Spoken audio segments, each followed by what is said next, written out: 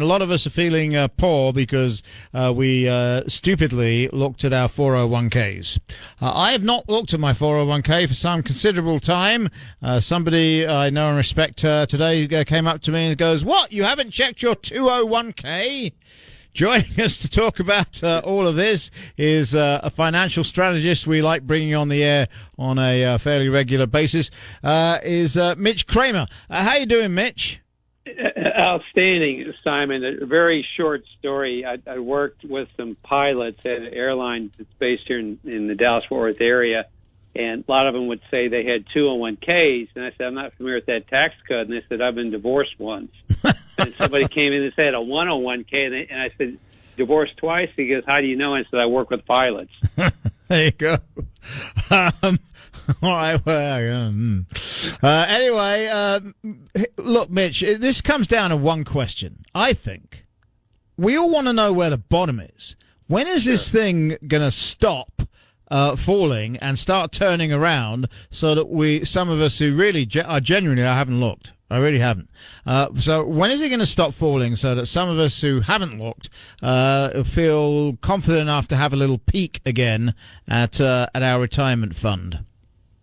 Yeah, Simon, that's really the big question. I get asked that all the time, and you kind of have to look at where we are in the economic cycle. And we've been in a recession all year, and my guess is we're about halfway through it. And we probably got another 9 to 12 months to go through. Now, that's the bad news. The good news is the equity markets will turn 6 months to a year before the economy does. And I think what you're going to see happen for your fixed income, more conservative bond investors, that market's much closer to a bottom. We may hit that in the fourth quarter. So if you want to allocate some cash and put something in the market that's not the stock market, it would be a good time to put money into the bond market. Okay. Has it been made worse by the fact that, and I'm really not trying to make a political point, genuinely not, but has it been made worse by the fact that the administration has been just going out of its way to say, hey, it's not a recession? I mean, it really is fascinating to me. There's been repeated efforts to change the definition of what recession actually is. Is that helpful or not? I don't think it's helpful. I really didn't know much about the word projectionism, but that is a common theme that the Democratic Party does, and this carries over to the semantics of labeling a recession or not. We have been in a recession all year. It just doesn't feel like it because we've not had the last leg of a recession. And to go through the four legs, housing goes first. The next shoe that falls is new orders decrease, then profits decrease. Then you have the unemployment and the layoffs, which is the last part of the recession. And right now we're between orders starting to decrease and profits decreasing, and unemployment's probably going to hit, I'm guessing, first quarter next year. But the problem we have is we don't have enough workers in this country, and this was the biggest problem pre-COVID. So I think the Fed's hanging their hat on employment staying strong. So are the Democrats, so they can say we're not in a recession because we don't have a bunch of people laid off. But I think that probably is going to be happening. Well, it's we're seeing here in Iowa, just in the last few days, we're seeing Wells Fargo laid off some people. We've seen Hy-Vee lay off people, not in the last few days, as far as I'm aware.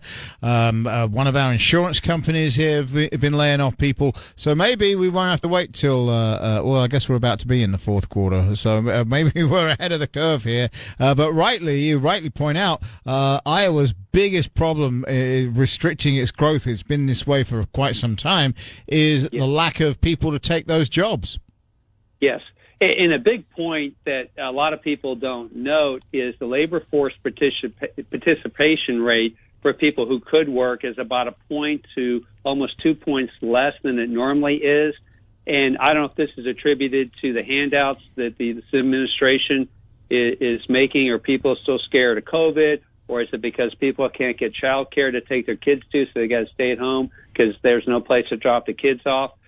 We really don't know the answer to that, but if we get another percent or percent and a half of people in the workforce, that would go a long way to helping businesses that are trying to find good people. Now, if this recession gets deeper, which I think it will, we may get them through the layoffs that you described. I know Walmart's only hiring about a third of the people they normally do for seasonal help this holiday season because Walmart is not predicting a great holiday season. Right. I've seen that as well, and I get it, right? I say to my audience all the time, my wife and I have changed the way we're living. Right now, predominantly, because I'm doing more miles and shears, we've swapped cars. Sure. So I'm driving around in her car, and she's driving around in my nice Cadillac, which I miss, by the way. But we're doing it because I'm driving more miles than she is, and we want to get best bang for our buck, as it were. Also, the other thing we've changed because of costs in the supermarket is we're not going out to eat. And we used to do that at least a couple of times a week. We're not doing that. And that has a knock-on effect, right? The knock-on effect being that the restaurants that we used to frequent are not getting our dollars. Correct. And one thing, it benefits you and your wife. You're probably eating more healthy. And I don't know if you're a physical fitness fiend or not, but it does help you get more fit if you cook at home because you can control what goes into the meal. Because a lot of times at restaurants, you have no idea what they're putting in there. Well, that's true. But, dude, I'm married to a wonderful Southern woman who loves to cook. See, I didn't have to say any more. I didn't have to say any more at all. You know exactly where I'm coming from. So, yeah, a lot of butter, a lot of cream. Just saying. And by the way, if my cardiologist is listening, no, of course I don't eat too much of that. Anyway, Mitch, we still want to know where the bottom is. Most of us, our retirement savings for a lot of people is the 401k, and we leave it in the hands of other people. You said, hey, maybe you want to put more money in bonds and less money in stocks. Shouldn't I best be relying on the people that manage my 401k to know what you know, and they should be doing that without me picking up the phone saying, hey? Yes. Yeah. And what I would tell you and your audience, you want to make financial decisions that are fact-based, not emotion-based. Mm-hmm. Because most emotional decisions don't work out well.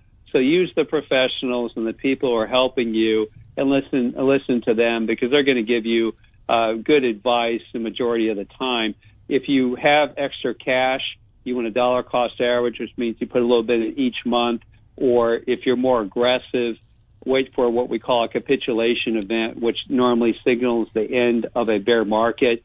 That is kind of the key date. And when you see the skies falling, people throwing the towels, that's when you should be putting money in. John Templeton famously said, when the bullets are flying, it's time to be buying. Warren Buffett does the same thing. So it's going to be okay to sit in some cash here for the next few weeks or months, but there will be some good entry points to put money back in the stock market. Well, I repeat, I rely on people who know what they're doing. I don't know what I'm doing, so they look after the 401k for me. And I think a lot of people are like me. They don't try and interfere with what those professionals are doing. I'm going to take a time out. I've got to go, so I'm going to let you go, Mitch. I'm going to talk to some callers after that. But thank you very much for your time. We appreciate it. If you want to find out more about Mitch, you go to fluentfinancial.com. Have I got that right? That was from memory. You do, Simon. Simon, I appreciate it. You have a great evening. You have a great evening as well. Thank you very much. Let's see. Jeff in Knoxville, you are going to be first after we take this quick out. All across the great state of Iowa, it is the Simon Conway Show. We just talk to financial strategists we get on a regular basis. And, we really all want to know the answer to that very simplistic question. When is this bleeding of the financial markets going to stop? That's what we want to know. Let's go to the phones. Jeff in Knoxville has been very patient. Hi, Jeff. Hey, Sam. First off, put that guy on as many times as you want. I think he was really on target on most of the things he said. Yeah, he's a smart guy. We have him. We do have him on fairly regularly. Yeah, he didn't cut. Didn't make it sound rosy or anything because it's not. Nope. I guess my question was kind of toward him, but here's where we have a problem. We have the federal government that spends trillions with T's instead of billions with B's anymore. And the definition of inflation is too much money chasing too few goods. And of course, we have fewer goods in some areas too. So there's a double whammy on inflation. Then you have the Federal Reserve, which of course is not tied to the federal government whatsoever. People don't know that. But they are fighting inflation by raising interest rates. The only way they can tame inflation is to get the interest rate over the rate of inflation, which is anywhere from 6 to 8 to 16, depending on who you want to talk to. And there's no win. Now that we're here and this is hitting, I don't see how we're going to get out of this unless the federal government stops their crazy spending, which of course put us into a worse recession because we won't have as many dollars circulating, the way we have now. Well, that's to a degree. To a degree, Jeff, that's what November is about, right? Because if you change the team running Congress in November, theoretically they're going to put the financial brakes on the White House. They've already said they will not fund the 87,000 new IRS agents.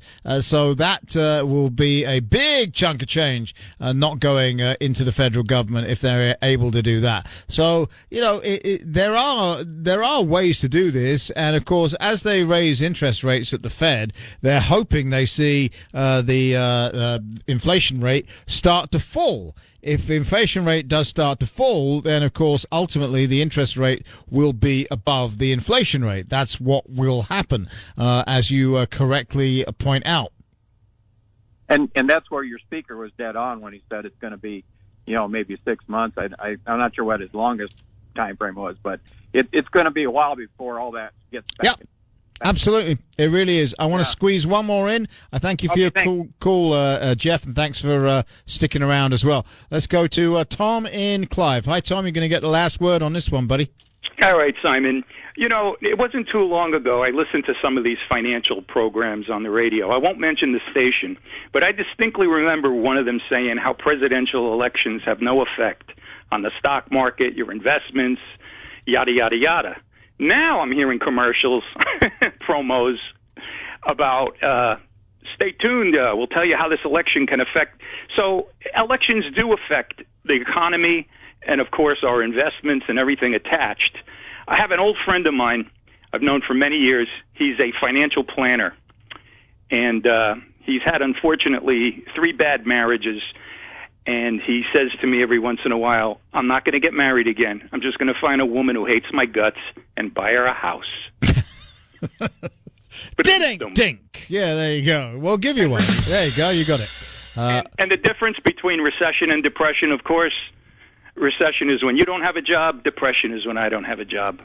Again, we'll give you another one. That's it. No more gags. Thank you, Tom. Appreciate you. You take care, buddy. All right. Always fun. All right. It is. You take care. There you go, my friend Tom in Clive. There. We love having him on. He loves coming on. So it works. It's symbiotic, Mr. T. Don't you think? It really is. Yeah. You called up the major yet to book your flight? I have not yet. No. In the Hurricane Hunter? No.